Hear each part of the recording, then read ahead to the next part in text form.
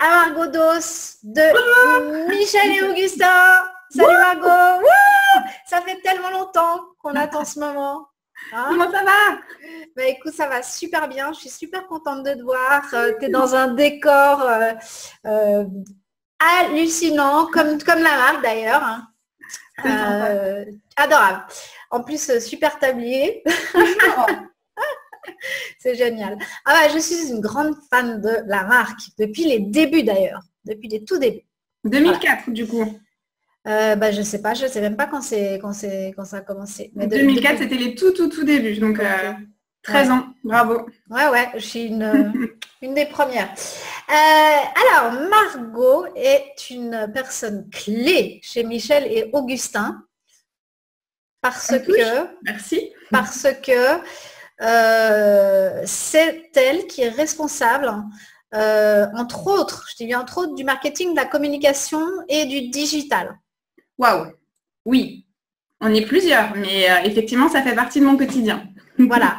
Et Margot, comme vous voyez, elle est très jeune, donc on va lui poser plein de questions parce qu'on a tous envie de savoir comment elle a fait, parce que je sais qu'il y a pas mal aussi d'étudiants qui nous regardent. Mais ça, on en parlera à la fin. Hein. Comme ça, tu nous expliqueras quel est ton parcours. Pas de souci. Donc, tout d'abord, Margot, présente-toi un tout petit peu. Dis-nous ce que tu as fait comme études, ce que tu as fait au niveau professionnel. Tu n'as que 26 ans, mais voilà, oui. Avant Michel et Augustin. Et comment tu es arrivé chez Michel et Augustin. Et qu'est-ce que tu fais, en gros, tous les jours. Quoi. À part bouffer des yogourts. Non, c'est oui, entre autres, mais pas que. Bon, alors, si je reviens un petit peu sur la partie historique, donc moi j'ai fait une école de commerce, j'étais à Rouen et j'ai fait une spécialisation marketing et communication. Ensuite, j'ai effectivement eu l'opportunité de faire plusieurs stages. Moi j'ai toujours été dans la communication, plutôt communication interne, et en général j'ai toujours été dans des entreprises qui avaient un rapport de près ou de loin avec la nourriture. Je suis plutôt une grande gourmande dans l'âme, donc voilà, j'aime bien être passionnée par ce que je fais, donc je suis toujours restée un petit peu dans ce domaine. Et effectivement, Michel et Augustin, ça a été mon stage de fin d'études. Et donc, j'ai commencé là-bas en tant que boulangère de quartier. Alors, il faut savoir que boulangère de quartier, c'est le petit nom qu'on donne à la personne qui est chargée de la relation consommateur. En fait, pourquoi est-ce qu'on l'appelle la boulangère? C'est tout simplement que comme la boulangère au coin de ta rue qui va te connaître quand tu rentres dans la boulangerie, elle va connaître tes petites habitudes, elle sait que tu prends ta baguette bien cuite, par exemple. Elle va connaître un petit peu ta vie, tes anecdotes, tes enfants.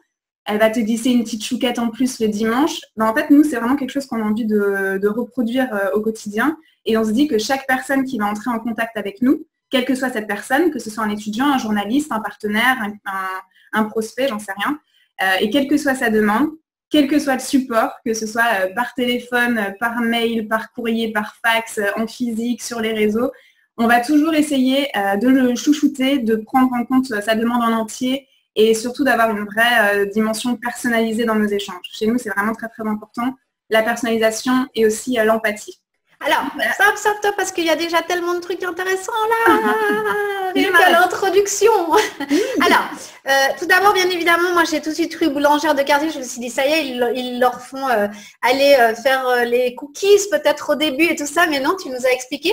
Et puis, puisque tu as déjà parlé de trucs vraiment intéressants, si j'ai bien compris, donc, c'est que c'est une manière d'avoir des gens dans différents quartiers qui vont à la rencontre du public, c'est ça, en personne? Non, en gros, boulangère, c'est une personne, c'est un trublion, donc un salarié, qui répond à toutes les demandes qu'on reçoit. Okay. Quelqu'un va nous appeler parce que il a simplement envie de nous dire qu'il aime bien nos produits, nos recettes. Quand un étudiant nous envoie un mail pour dire, bah voilà, je suis en train de faire mon mémoire sur Michel et Augustin. Quand un journaliste nous contacte, quand une personne qui a envie de nous référencer nous contacte, toutes ces demandes arrivent dans un endroit et il y a une personne qui répond, c'est cette boulangère.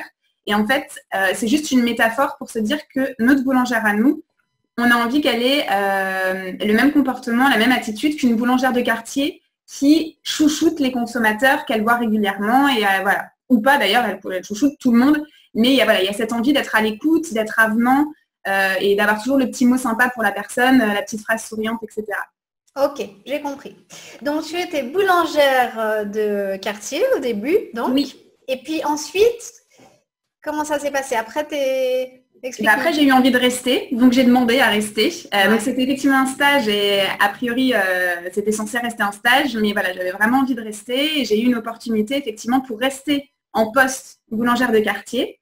Et en fait, entre-temps, il y a eu une opportunité assez rapidement sur ce poste que j'ai actuellement, donc au niveau du contenu. Et donc, on me l'a proposé, j'ai accepté avec grand plaisir. Et aujourd'hui, ma mission, elle est assez variée, mais si je le fais synthétique, on va dire que je suis plume et reporter de la tribu. Plume, ça veut dire que je m'occupe effectivement de l'aspect un peu rédactionnel. Je vais écrire, je vais relater tout ce qui se passe, cette dimension un petit peu storytelling, de capter ce qui est en train de se passer et de mettre des mots dessus, de le raconter, pour justement le diffuser sur notre site internet, sur les réseaux sociaux, sur les packagings, sur les affiches, un petit peu partout. Il y a aussi la dimension plus générale de reporter qui consiste à capter en temps réel tout ce qui se passe, par la photo aussi, par la vidéo, et à le relayer au maximum en temps réel vraiment sur nos réseaux et autres supports. Ok, génial. Alors, j'ai déjà des questions. Donc, oui. C'est en fait, c'est pas un nouveau métier, mais bon, depuis quelques années maintenant, on manage, on manage du contenu, en fait, on crée du contenu depuis la marque. J'aime bien aussi le nom reporter. C'est vrai qu'on est un peu tous en train de devenir des reporters de sa propre marque.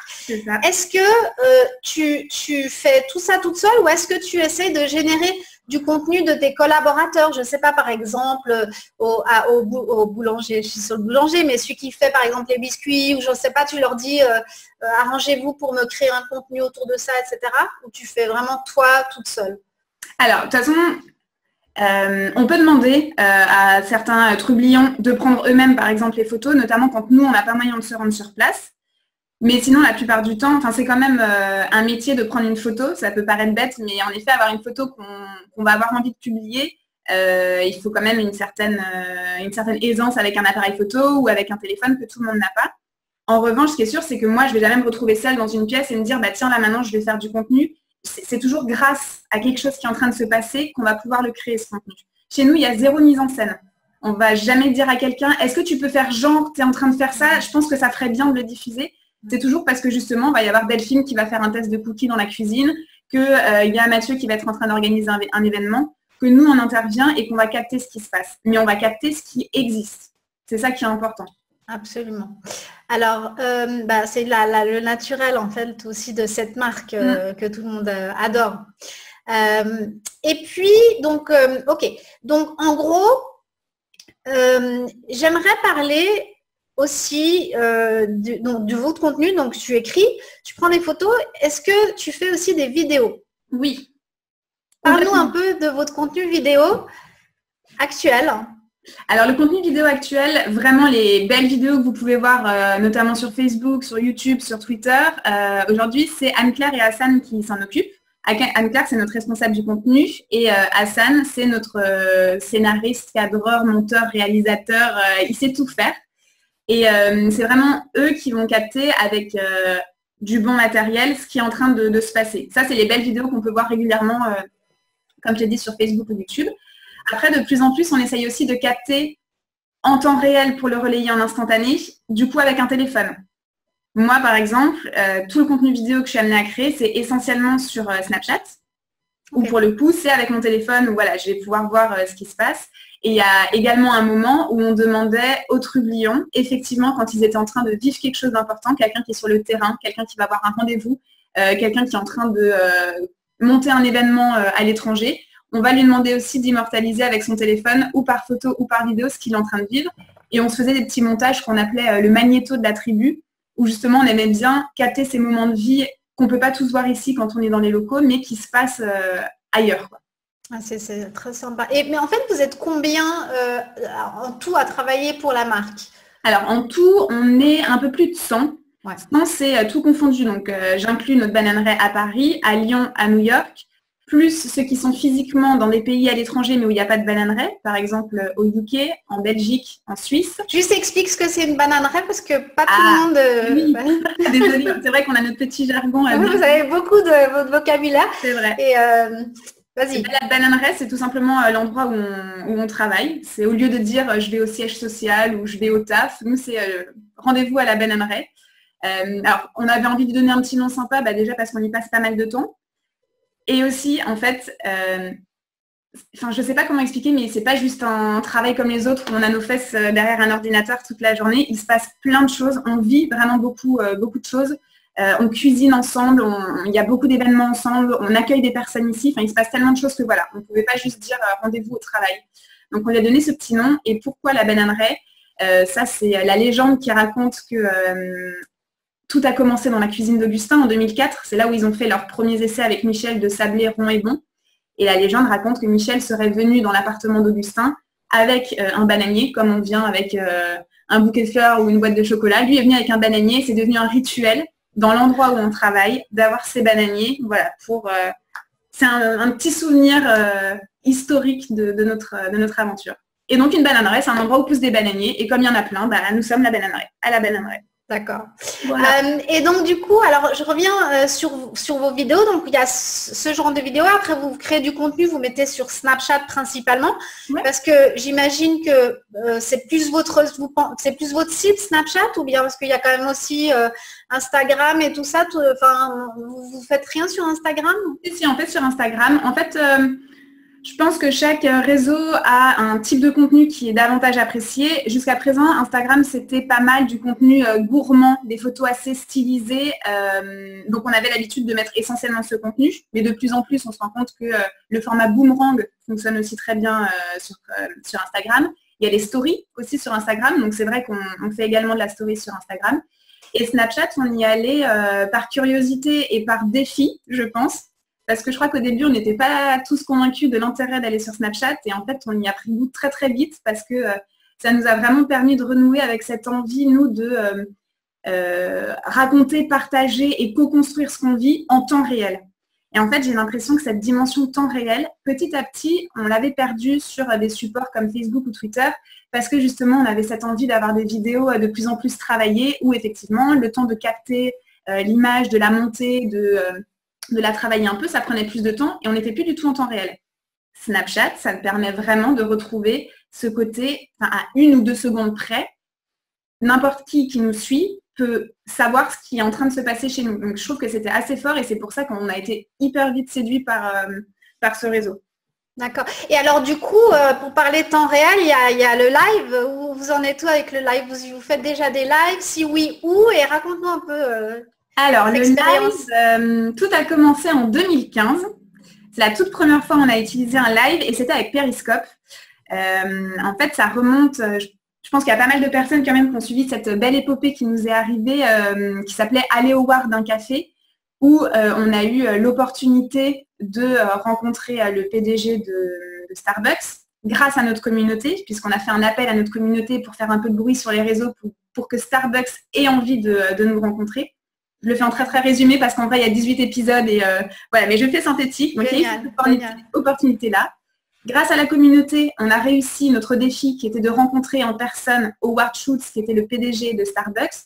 On a pu lui livrer nos petites recettes à Seattle. Il a pu les déguster. Et Howard, à ce moment-là, a proposé à nos 2 trublions reporters qui étaient partis à sa rencontre, Charlotte et Hassan, de rester au comité de direction organisé avec tous les managers de Starbucks pour parler un petit peu de l'aventure Michel-Augustin, expliquer pourquoi est-ce qu'ils étaient venus à la rencontre de Starbucks aux États-Unis, etc. Et on s'est dit, c'est tellement fou ce qui vient de se passer. On a lancé un appel à notre communauté. On a eu plus de 3000 personnes qui se sont pris en photo avec une tasse de café et le hashtag Aller au bar d'un café pour nous permettre de réussir ce défi, qu'il fallait vraiment qu'on rende ça à notre communauté, qu'on leur permette de vivre les choses en même temps que nous. Et c'est comme ça qu'on s'est dit, on est invité au comité de direction. Il faut qu'on filme en live ce qui est en train de se passer pour que tout le monde puisse le vivre avec nous. Donc c'était assez fou parce qu'en plus il y avait le décalage horaire, donc c'était assez lunaire ce qui était en train de se passer. Au moment où on prend la décision de faire un live, l'outil clé à l'époque pour ça était Periscope. Sauf que Periscope, on ne l'avait jamais utilisé. On avait tellement peur de faire n'importe quoi qu'on s'est dit, mais attends, on ne connaît pas, on peut pas foirer ce moment. Donc on a appelé, il était super tard, enfin, il était 20h en France. On s'est dit, on va essayer d'appeler nos contacts pour qu'ils nous filent un petit coup de pouce. Ils nous ont répondu, ils nous ont formés en express au téléphone pour utiliser Periscope.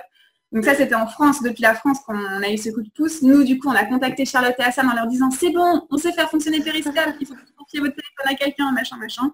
Voilà, on est parti dans un gros délire. Et effectivement, on a pu suivre en live ce qui s'est passé. Et c'est assez historique ce moment, puisqu'en fait, on ne le savait pas. Et le bras droit d'Howard Schultz a annoncé en live qu'il allait référencer une de nos petites recettes, les carrés à la queue leu-leu, dans une quinzaine de Starbucks aux États-Unis, en France et en Angleterre. Donc, on ne savait pas du tout ce qui allait se passer. C'était la grande surprise. Et voilà, moment historique pour nous.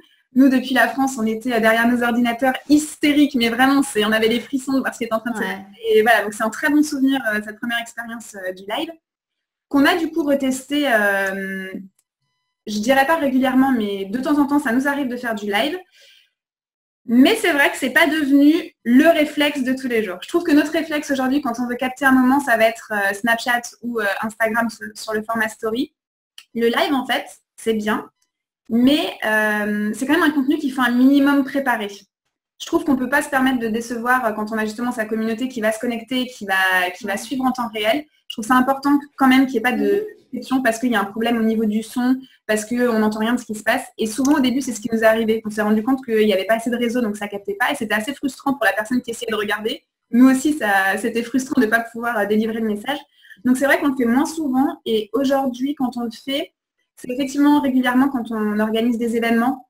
On fait souvent, par exemple, une conférence qui s'appelle « Boire une vache avec », où on invite une personnalité, un entrepreneur, un chef pâtissier, un cuisinier, un humoriste à venir dans nos locaux. Et de temps en temps, voilà, on essaye de capter des petits moments pour pouvoir le faire vivre également aux personnes qui ne sont pas là.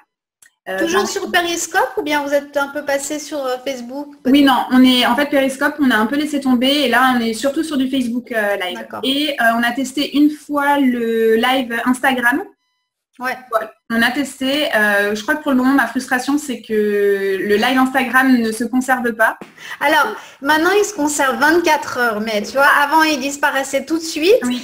Et maintenant, depuis plusieurs semaines, c'est 24 heures, mais c'est pas assez. C'est pas assez. C'est ridicule. Qui c'est qui va se casser à faire du contenu si 24 heures après, tu peux plus le réutiliser? En même temps, c'est ce qui se passe avec les stories sur Instagram et Snapchat. Mais c'est vrai que, justement, si on fait du live, j'ai l'impression que c'est quand même pour pouvoir conserver une trace derrière. Sinon, on fait une story et... Oui, et surtout le réutiliser, hein, parce que je veux dire, c'est quand même du gros boulot. C'est un boulot plus conséquent que de faire une story. Donc, ouais, nous, on est plus adeptes du Facebook Live pour le moment, mais avec parcimonie quand vraiment on veut marquer le coup et qu'on a un minimum préparé. C'est pas scénarisé, c'est juste se dire, je veux au moins pouvoir parler de ça, ça et ça, en sachant que de toute façon, il y aura de l'imprévu, mais l'important, c'est au moins de se dire, voilà, je vais absolument parler de ça et ça ira. Alors, et puis, donc, c'est le fameux live de Periscope que j'imagine que tout le monde comme moi auront envie d'aller voir. Le fameux live, il est toujours trouvable sur Periscope, sur votre... C'est une bonne question. Je ne sais pas du tout s'il est sur Periscope. Par contre, je pense qu'on a dû l'héberger sur notre site internet ou sur notre chaîne YouTube. Il faudrait que je vérifie. Je ne sais même pas si on avait pu récupérer la vidéo à l'époque comme on débutait complètement. Ouais. Et ben c'est le suspense. Bah voilà, c'est un défi qu'on peut lancer à celui qui retrouve la vidéo Periscope. J'offre un kit gourmand. C'est génial. Voilà. Vous avez tous entendu? Oui, mais Kat, t'as pas le droit de jouer, toi. Oh. Désolée, mais non. Mais c'est véridique. Le premier qui retrouve et qui partage le lien, il reçoit un petit kit gourmand avec des recettes Michel Augustin. Génial. Donc, on va mettre, de toute manière, on mettra des liens aussi pour voir un peu tous les trucs que tu as fait. Et il y aura une possibilité de mettre des commentaires parce qu'on va poster ça sur le site de webmarketing.com et aussi sur leur Facebook. Donc, vous mettrez les réponses en bas. Mettez-les que sur Facebook, sinon... Il faut qu'on concentre tout à un seul endroit. Absolument. Alors, vous mettez tout sur Facebook. Sinon, voilà. On ne voit pas. OK? Génial. Merci en tout cas. OK. Alors, je voudrais un petit peu parler avec toi de recrutement.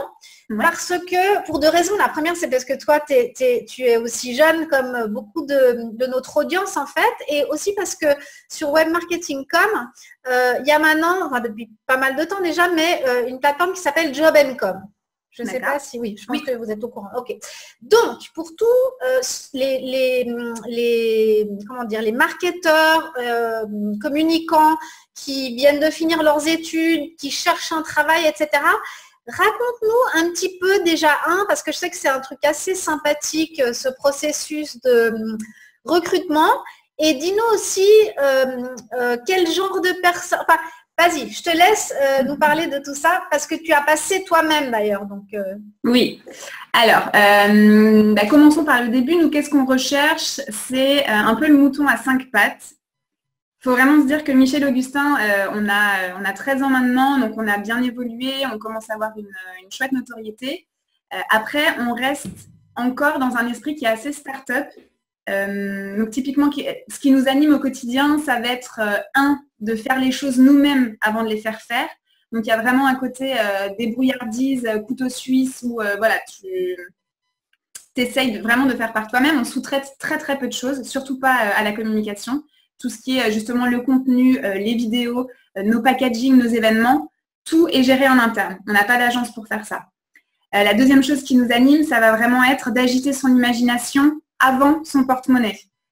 Donc, penser malin. Comment est-ce que tu fais pour trouver des moyens efficaces, mais simples et souriants de communiquer, en sachant que tu n'as pas un budget pour passer après le JT de TF1 en campagne publicitaire, par exemple. Voilà. Et la troisième chose, c'est qu'on aime oser. Donc, on aime bien sortir de sa zone de confort, essayer des choses que les autres n'ont pas encore testées. Et donc, tout ça, ça fait qu'on recherche des profils un peu couteau suisse où on se dit que il y a 5 qualités clés, on va dire. La première, c'est d'être sympa. Souvent, les gens rigolent. Bah, tu vois, les gens rigolent quand on dit ça. Ça peut paraître bête, mais en fait, c'est super important parce qu'on vit tellement de choses ensemble. Il y a ton métier, mais il y a aussi tout ce qui se passe à côté, vraiment cette partie ambiance, expérience et événements qu'on peut vivre tous ensemble. On se dit que c'est quand même mieux d'avoir des gens sympas autour de soi. Donc sympa, c'est primordial. Ensuite, on cherche des gens qui sont passionnés par leur métier, par la vie en général, des gens qui ont envie, qui sont motivés, voilà. Des gens brillants, avec cette envie d'aller toujours un peu plus loin, qui ont envie de réussir et qui se donnent les moyens de le faire. Malin, bah ça je l'ai dit, c'est vraiment ce côté agiter son imagination tout le temps, trouver des astuces, être débrouillard en fait. Tu as une difficulté, bah tu essayes d'y répondre, donc tu vas demander aux personnes, tu cherches des astuces sur internet, enfin voilà, tu essayes de te débrouiller. Et le dernier, qu'est-ce que j'ai pu oublier? Qu'est-ce que j'ai dit donc? Qui aime les biscuits? Sympa, gourmand. Gourmand aussi. Mais il y a même des gens qui n'aiment pas le chocolat chez nous, ça arrive. Mais oui, c'est important. C'est sûr. Absolument. Après, c'est pas le critère numéro 1 de recrutement. Je rigole. Clairement. Qu'est-ce que j'ai pu oublier? Sympa, brillant, passionné, ambitieux. J'ai pas dit ambitieux. Ambitieux. Cette envie d'aller toujours plus loin. En fait, on est vraiment des intrapreneurs de nos postes. C'est-à-dire que on a conscience qu'on peut tous, à notre échelle, faire avancer l'aventure et on a cette envie d'aller plus loin, de toujours creuser pour se dire comment est-ce que je peux faire avancer le schmilblick finalement. Donc voilà un peu les 5 critères qui sont importants pour nous. Et après, pour le process de recrutement, tout dépend aussi du profil. C'est sûr que, du profil du poste en question. Si tu postules pour un stage, c'est pas la même chose que si tu postules pour un poste de manager clé où tu vas diriger une équipe. En général, tu as bien sûr un entretien avec la RH, puis avec la personne qui sera ton manager, voire des personnes de l'équipe. Et c'est vrai que nous, ce qu'on aime bien faire aussi, petite particularité, c'est qu'on aime bien aussi faire rencontrer le candidat à d'autres trublions qui n'ont rien à voir avec son service potentiel, mais juste des gens de la tribu pour voir comment ça se passe. Justement, ça répond aussi à ce critère numéro 1 de sympa. On a vraiment cet esprit un peu tribu où, comme dit, on vit pas mal de choses ensemble. Donc, c'est important de voir justement est-ce que la personne se sent bien dans un environnement comme ça. Et on a clairement conscience que ça ne peut pas plaire non plus à tout le monde. Il y a des gens qui n'aiment pas être dans un environnement tel que celui-là. Donc, on essaie de voir un peu comment ça se passe justement dans un esprit un peu tribu. Il y a un certain nombre de recrutements, comme dit, pour le coup, ça dépend vraiment du poste. Moi, ça allait très vite. Quand j'ai postulé en stage, j'ai passé 2 entretiens et une semaine après, j'étais opérationnelle. Ça dépend. Et après, ce qui est assez sympa, c'est le process d'intégration. Donc, en général, quand tu arrives toujours un lundi matin, parce que lundi matin, on a notre rituel du morning briefing. Donc, tous les lundis matins à 8h30, on se réunit tous pour prendre un petit déjeuner ensemble. C'est à chaque fois 2 trublions qui sont responsables d'organiser ce petit déjeuner. Et on va passer une demi-heure à se raconter un peu nos vies, comment s'est passé ton week-end, t'as vu quoi au ciné, etc. D'accord, c'est pas un rendez-vous pour parler business. Pas tout de suite. D'abord, chacun se retrouve, mais ensuite, effectivement, après, on a chaque chef de chantier, donc le responsable communication, le responsable des commerciaux, logistique, etc., qui prennent la parole et qui reviennent un petit peu sur les temps forts de la semaine passée, et expliquent les enjeux de la semaine à venir. Ce qui fait qu'en fait, on a tous une vision ultra globale de ce qui est en train de se passer dans l'aventure et on est tous concernés un peu les uns par les autres. On n'est pas juste cloisonnés dans notre bureau où voilà, moi mon métier c'est ça et je fais que ça. Tu as vraiment une vision globale où tu comprends pourquoi est-ce que cette semaine c'est super important pour les commerciaux par exemple. Du coup, tu vas avoir le petit réflexe d'envoyer un SMS pour dire bon bah courage pour ton rendez-vous, etc. Donc il y a vraiment ce côté assez vision globale et je trouve que c'est super important. Donc ça c'est l'arrivée des nouvelles recrues, direct immergées dans le morning briefing. Des fois, ils doivent aussi parler là quand ils arrivent la première heure. Ouais, ils se présentent. Effectivement, ils sont en général, effectivement, on leur demande de se présenter. Voilà, très rapidement, qui ils sont, qu'est-ce qu'ils font, d'où ils viennent et quelle est la mission qu'ils vont occuper. Et c'est vrai que parfois, c'est un peu impressionnant. Enfin, moi, je me souviens de mon premier morning briefing. En fait, il y a beaucoup d'informations et il y a beaucoup... Déjà, on a un jargon super spécifique. Mais c'est vrai que chaque métier a aussi son jargon et clairement, quand la logistique était en train de parler de son taux de service, je ne comprenais pas du tout tous les pourcentages. Pour moi, c'était vraiment du charabia.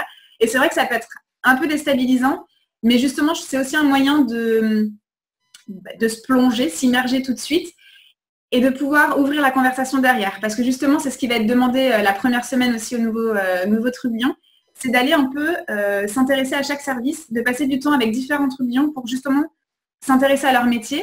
Qu'est-ce que tu fais, toi, quand tu fais la logistique chez Michel Augustin Quelles sont tes missions Tu es là depuis combien de temps? Et ça permet vraiment, du coup, d'apprendre à connaître un petit peu tout le monde. Ah, c'est super, ça. Voilà. Ouais. Et après, autre moment clé, chacun a une tournée terrain. Donc, en gros, pendant une journée, on va vivre la journée d'un commercial sur le terrain, justement pour avoir cette réalité marché aussi, pour voir comment ça se passe en rayon, comment ça se passe quand on négocie pour vouloir être référencé, etc. Ça, c'est très important d'avoir cette réalité-là en tête. Donc, tout le monde passe par là. Et l'autre moment que j'aime beaucoup, c'est ce qu'on appelle le welcome goûter ou le welcome apéro. En fait, tous les nouveaux trublions sont réunis dans la cuisine et ils ont pour mission de préparer le goûter ou l'apéro. Ils préparent ce qu'ils veulent. Ils peuvent faire la recette de leur grand-mère ou ils peuvent essayer de revisiter une de nos recettes. Et ensuite, donc, toute la tribu se réunit autour de cette table festive. Et là, il y a le question pour un trublion. Donc, c'est notre cher RH qui pose quelques questions un petit peu clés sur l'aventure aux nouvelles recrues pour voir si justement elles ont réussi à s'immerger un petit peu chez Michel Augustin, si elles se sont renseignées. Et c'est marrant parce que justement, il y a des petites équipes qui se forment, on essaye de leur souffler les bonnes réponses. Et à la fin, chacun reçoit le tablier. C'est le moment officiel où tu reçois ton tablier. Et voilà, donc ça, c'est un moment aussi assez fort où tu noues des liens avec les personnes avec qui, justement, tu es en train de pâtisser ou de préparer l'apéritif. Et aussi, ça te permet de bien t'immerger dans qu'est-ce qui s'est passé avant Michel Augustin. C'est important quand même d'avoir un petit peu l'historique en tête. Bien sûr. Waouh, ok. Écoute, ça a l'air incroyable comme ça. T'entendre, j'aimerais quand même dire parce que je pense que c'est génial et qu'il y a plein de choses géniales, mais je suis certaine que toi, si tu en es là, c'est quand même parce que tu as bossé. Ah oui. Il ne faut pas oublier cette composante-là. C'est super bien que tu le dises parce qu'effectivement, il y a plein de gens souvent qui vont dire... en fait, qui vont être surpris effectivement en arrivant ici parce que quand on nous voit sur les vidéos ou quand on nous voit là en ce moment même, souvent les gens pensent que oui, il y a que ce côté toujours très souriant, très tout fou, on nous voit tout le temps en train de sauter, de faire des événements et c'est vrai, tout ce que vous voyez c'est du vrai, j'ai déjà expliqué, on ne met rien en scène. En revanche, ce qu'il ne faut surtout pas oublier, c'est que derrière tout ça, il y a effectivement énormément de travail. Ouais. Et il ne faut pas être surpris en arrivant ici. Parfois, c'est ce qui arrive. Les gens se disent « Waouh, je ne m'attendais pas à ça. Ouais. » Et c'est vrai que, en fait, tout ça, oui, ça prend du temps, ça demande de l'engagement, mais voilà, c'est la réalité. On n'est pas là juste en train de manger des yaourts toute la journée. Mais c'est ce que beaucoup de gens pensent dans les jolies marques ou les marques comme vous, où tout le monde se dit « Waouh, j'ai libéré, c'est cool, l'amour, etc. » de savoir quand même qu'il faut bosser, quoi. C'est ça. Et il faut aussi aimer bosser, parce que si tu n'aimes pas ce que tu fais, forcément, tu peux pas. C'est exactement ça. C'est pour ça que je disais vraiment ce mot passionné, parce que on a les clés ici, on a des opportunités pour faire des choses vraiment qui sont passionnantes. Et je pense que il n'y a pas à se forcer pour être passionné ici par ce que tu fais. Ce qui est génial, c'est qu'on a effectivement... il se passe tellement de choses, vraiment, c'est incroyable les opportunités qu'on a. J'ai pas encore eu l'occasion d'en parler, mais on a quand même tous l'occasion de passer ici notre CAP pâtissier en parallèle de notre métier. Waouh! Voilà, Incroyable. donc, ça c'est une opportunité parmi tant d'autres, mais c'est quand même fou de se dire qu'aujourd'hui, on est plus de 50 trublions, donc il y a 50% des effectifs qui sont diplômés du CAP pâtissier, que tu sois à l'équipe recette, que tu sois à la communication, que tu sois à la finance, à la logistique. Waouh, on peut faire ça. Je connais aucune autre entreprise aujourd'hui qui te permet de faire ça. Donc voilà, c'est clair que tout ce qu'on dit, c'est passionnant. Et juste si tu es prêt à y consacrer un peu de temps, effectivement, tu peux vivre des choses assez incroyables. Mais il ne faut pas venir ici en se disant c'est cool, je vais me tourner les pouces et je vais juste sauter sur des vidéos à longueur de journée. Là, c'est des illusions totales. Il y a du travail, c'est vrai. Par contre, ce qui est génial, c'est que l'ambiance et l'environnement dans lequel tu es te permet vraiment de t'épanouir dans ce travail et de faire plein de choses assez lunaires, quoi. Génial. Écoute, super, j'ai adoré ta fraîcheur, ta manière de nous parler de ton boulot et tout ça. Si tu avais un conseil selon ton expérience à toi, à donner à des gens qui veulent suivre tes pas forcément chez Michel Augustin, mais en général, pour une personne qui a étudié le marketing et la com, qu'est-ce que tu penses qui t'a donné à toi ce plus, en fait, qui a fait que tu es en train de faire une jolie carrière, en fait? Je pense que ce qui est important, et ce qui a fait d'ailleurs que j'ai candidaté chez Michel Augustin, c'est qu'à un moment, je me suis vraiment posée et je me suis demandé à moi-même qu'est-ce que je voulais vraiment. Parce que je trouve que c'est compliqué quand même quand on est fraîchement diplômé, qu'on est même encore en plein process d'études, de se dire qu'est-ce que je vais faire plus tard. En fait, je trouve que c'est toujours très difficile de répondre à cette question, de se projeter. Mais je pense qu'il y a des choses fondamentales pour lesquelles on est convaincu, des choses qu'on sait que l'on va avoir et des choses qu'on sait qu'on ne peut pas du tout avoir. Et je pense que c'est important de prendre ce temps pour soi et de se dire, pour moi, dans mon travail, ce qui est important, c'est d'avoir une bonne ambiance, d'avoir des responsabilités, d'avoir des avantages, d'avoir un gros salaire. Chacun a ses convictions, chacun a ses attentes et je trouve que c'est important de se les lister et de se les pondérer aussi. Moi, c'était ce que je m'étais fait. Donc, je m'étais fait ma petite liste, voilà, mes attentes, j'avais pondéré chacune des attentes. Et en fait, à un moment, ce qui prend le dessus, c'est ce que j'ai trouvé ici. Et je ne me suis même pas posé la question une fois que j'avais ma liste. L'entreprise qui correspondait à ce que j'espérais de mon travail, c'était Michel Augustin. Et je suis contente parce que je ne me suis pas plantée. Ça correspond pleinement à ce que je voulais.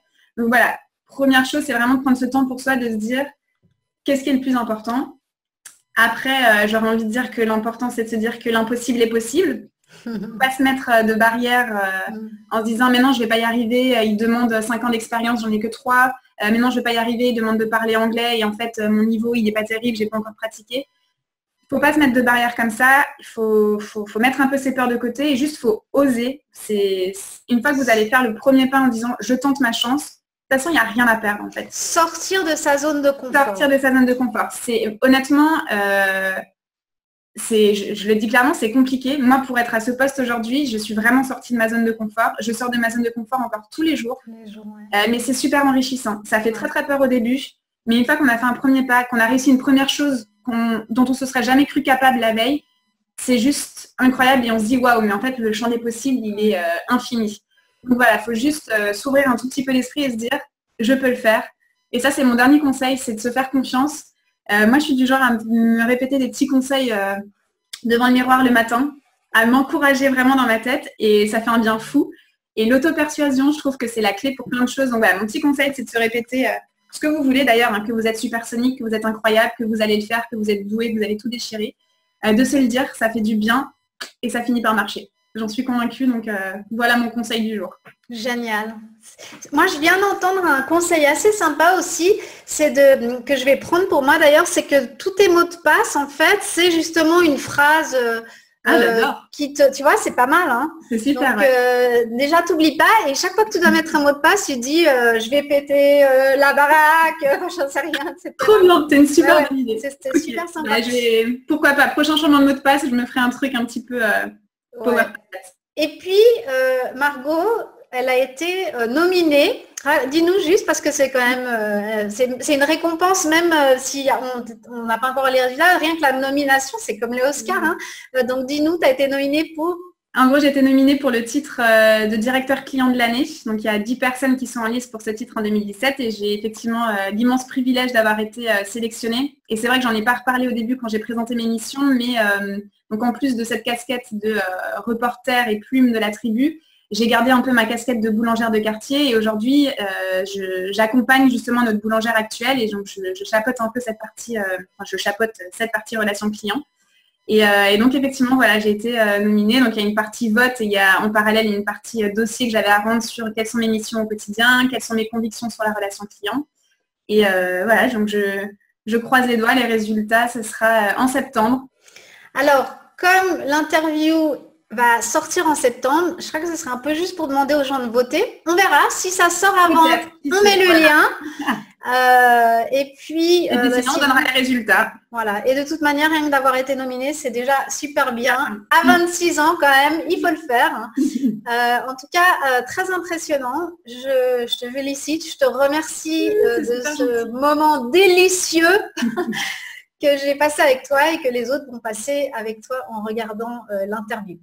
Et merci beaucoup. C'était un plaisir aussi de partager un petit peu mon quotidien, le quotidien de Michèle Augustin. Et au plaisir, s'il y en a qui sont intéressés pour passer une tête à la Bananeraie, on est à Boulogne-Billancourt, à Lyon et à Brooklyn. Et les portes sont vraiment toujours ouvertes. Hein. Notre devise, c'est toquer et bavardons. Donc vraiment, n'hésitez pas à venir nous voir. Avec plaisir. C'est génial. Moi, je vais peut-être venir, moi.